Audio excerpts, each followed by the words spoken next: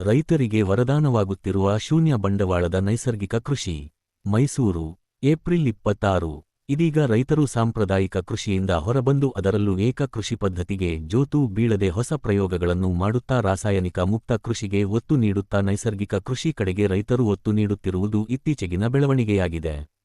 ಬಹುಬೆಳೆ ಕೃಷಿ ಜೊತೆಗೆ ಸಾವಯವ ಕೃಷಿಯು ಗಮನಾರ್ಹವಾಗಿದ್ದು, ಆರೋಗ್ಯದ ದೃಷ್ಟಿಯಿಂದ ಜನರು ಕೂಡ ಸಾವಯವ ಬೆಳೆಯನ್ನು ಬಯಸುತ್ತಿರುವುದರಿಂದ ಬೇಡಿಕೆ ಹೆಚ್ಚುತ್ತಿದೆ. ಅದಕ್ಕೆ ತಕ್ಕಂತೆ ರೈತರು ಕೃಷಿಯನ್ನು ಅಳವಡಿಸಿಕೊಂಡರೆ ಲಾಭ ಪಡೆಯಲು ಸಾಧ್ಯವಾಗಲಿದೆ. ಇವತ್ತು ರೈತರು ಸಮಸ್ಯೆಯಲ್ಲಿಯೇ ಜೀವನ ಸಾಗಿಸುತ್ತಿದ್ದಾರೆ. ಇದಕ್ಕೆ ಕಾರಣ ಏಕ ಬೆಳೆಯತ್ತ ಮುಖ ಮಾಡಿರುವುದಾಗಿದೆ.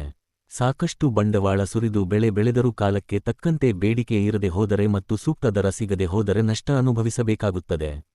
ಆದುದರಿಂದ ಮಿಶ್ರ ಬೇಸಾಯದ ಮೂಲಕ ಕೃಷಿಯಲ್ಲಿಯೂ ಲಾಭದಾಯಕ ಬದುಕನ್ನು ಕಂಡುಕೊಳ್ಳುವತ್ತ ರೈತರು ಮುಂದಾಗುವುದು ಇಂದಿನ ಅನಿವಾರ್ಯವಾಗಿದೆ. ರೈತ ನೇತಾರ ಪ್ರೊ. ಎಂ. ಡಿ. ನಂಜುಂಡಸ್ವಾಮಿರವರ ಅನುಯಾಯಿಗಳು ಬಹಳಷ್ಟು ಪ್ರಯೋಗಗಳನ್ನು ಮಾಡಿರುವುದನ್ನು ನಾವು ಕಾಣಬಹುದಾಗಿದೆ. ತಮಗಿರುವ ಜಮೀನಿನಲ್ಲಿ ಒಂದೇ ಒಂದು ಬೆಳೆ ಬೆಳೆದರೆ ಅದರಿಂದ ನಷ್ಟವೇ ಜಾಸ್ತಿ ಎಂಬುದನ್ನರಿತು ನೈಸರ್ಗಿಕ ಕೃಷಿಯ ಮೂಲಕ ಬೆಳೆ ಬೆಳೆಯಲು ಆರಂಭಿಸಿದ್ದಾರೆ. ಭೂಮಿಗೆ ಯಾವುದೇ ರಾಸಾಯನಿಕ ಗೊಬ್ಬರವಾಗಲಿ, ಕ್ರಿಮಿನಾಶಕ ಔಷಧಿಯನ್ನಾಗಲಿ ಸಿಂಪಡಿಸದೆ ತಾವು ಸಾಕಿದ ಹಸುಗಳಿಂದ ತಯಾರಾದ ಗೊಬ್ಬರ ಹಾಗೂ ಗಂಜಲದಿಂದ ಬೆಳೆಗಳಿಗೆ ಸಿಂಪಡಣೆ ಮಾಡಿ, ಆಧುನಿಕ ಉಪಕರಣಗಳ ಗೋಜಿಗೆ ಸಿಲುಕದೆ ಸಾಂಪ್ರದಾಯಿಕ ಶೈಲಿಯಲ್ಲಿ ಕೃಷಿಯನ್ನು ಸುಭಾಷ್ ಪಾಳೇಕರ್ರವರನ್ನು ಅನುಸರಣೆಯಲ್ಲಿ ಮಾಡುತ್ತಾ ನಷ್ಟದಿಂದ ಮುಕ್ತರಾಗಿರುವ ರೈತರು ಇವತ್ತು ಬಹಳಷ್ಟು ಕಡೆಗಳಲ್ಲಿ ಕಾಣಸಿಗುತ್ತಾರೆ. ರೈತರೇ ಮಾರುಕಟ್ಟೆ ಸೃಷ್ಟಿಸಿಕೊಳ್ಳಬೇಕು. ತಮಗಿರುವ ಜಮೀನಿನಲ್ಲಿ ಏಕ ಬೆಳೆ ಪದ್ಧತಿಯನ್ನು ಅಳವಡಿಸಿಕೊಳ್ಳದೆ ಹತ್ತಾರು ಬಗೆಯ ತರಕಾರಿಗಳು, ಸೊಪ್ಪುಗಳು ಹಾಗೂ ಹಣ್ಣು ಹಂಪಲುಗಳನ್ನು ನೈಸರ್ಗಿಕವಾಗಿ ಬೆಳೆದು ತಾವು ಬೆಳೆದಂತಹ ಬೆಳೆಗೆ ಯಾವುದೇ ದಲ್ಲಾಳಿಯ ಮೊರೆ ಹೋಗದೆ ತಮ್ಮ ಜಮೀನಿನ ರಸ್ತೆ ಬದಿಯಲ್ಲಿ ಅಂಗಡಿ ನಿರ್ಮಿಸಿ ಮಾರಾಟ ಮಾಡುವ ಮೂಲಕ ತಾವೇ ಸ್ವತಃ ಮಾರುಕಟ್ಟೆಯನ್ನು ಸೃಷ್ಟಿಸಿಕೊಂಡ ರೈತರು ಕೂಡ ನಮ್ಮ ನಡುವೆ ಇದ್ದಾರೆ. ನೈಸರ್ಗಿಕವಾಗಿ ಸೊಪ್ಪು, ತರಕಾರಿ ಹಾಗೂ ಹಣ್ಣು ಹಂಪಲುಗಳನ್ನು ಬೆಳೆಯುವುದರಿಂದ ನಷ್ಟವನ್ನು ತಪ್ಪಿಸಲು ಸಾಧ್ಯವಿದೆ.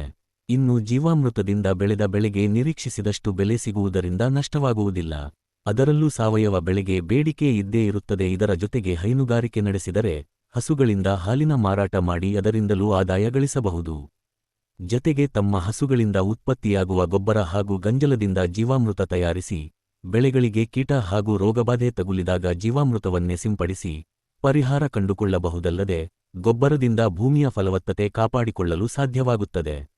ಮಿಶ್ರ ಬೆಳೆ ಬೆಳೆದರೆ ಲಾಭ ಸಾಧ್ಯ. ರೈತರು ಮಳೆಗಾಲದಲ್ಲಿ ಜಮೀನಿನ ನೀರು ಬೇರೆಡೆಗೆ ಹರಿದು ಹೋಗದಂತೆ ಎಚ್ಚರಿಕೆ ವಹಿಸಿ ಜಮೀನಿನ ಸುತ್ತಲೂ ಕಾಲುವೆ ತೋಡಿ ಭೂಮಿಯಲ್ಲಿ ಅಂತರ್ಜಲ ಇಂಗುವಂತೆ ಮಾರ್ಗೋಪಾಯ ಕಂಡುಕೊಳ್ಳಬಹುದಾಗಿದೆ. ಇನ್ನು ಜಮೀನಿನಲ್ಲಿ ತೆಂಗು, ಕಬ್ಬು, ಸೀಬೆ, ಉದ್ದು, ಹೆಸರುಕಾಳು, ಅಲಸಂದೆ, ಸೂರ್ಯಕಾಂತಿ, ಸಪೋಟ, ಪರಂಗಿ, ಮೂಲಂಗಿ, ಬೆಂಡೆಕಾಯಿ, ಇರಳೆಕಾಯಿ, ಮೆಣಸಿನಕಾಯಿ, ಕುಂಬಳಕಾಯಿ, ಹೂಕೋಸು, ಗೆಡ್ಡೆಕೋಸು, ಸಬಸಿಗೆ ಸೊಪ್ಪು, ದಂಟಿನ ಸೊಪ್ಪು, ಕೊತ್ತಂಬರಿ ಸೊಪ್ಪು, ಪಪ್ಪಾಯಿ, ಹುಣಸೆ ಸೇರಿದಂತೆ ಹತ್ತಾರು ಬಗೆಯ ಸೊಪ್ಪು, ತರಕಾರಿ ಹಾಗೂ ಹಣ್ಣುಗಳನ್ನು ಸಾವಯವ ಕೃಷಿಯಲ್ಲಿಯೇ ಬೆಳೆದು ಜಮೀನಿನಿಂದ ನೇರವಾಗಿ ಗ್ರಾಹಕರಿಗೆ ಮಾರಾಟ ಮಾಡುವ ರೈತರಿದ್ದಾರೆ. ಒಟ್ಟಾರೆ ಕೃಷಿಯಲ್ಲಿ ಒಂದಷ್ಟು ಬದಲಾವಣೆ ಮಾಡಿಕೊಂಡರೆ ರೈತರು ಆದಾಯ ಪಡೆಯಲು ಸಾಧ್ಯವಾಗಲಿದೆ ಎನ್ನುವುದರಲ್ಲಿ ಎರಡು ಮಾತಿದೆ.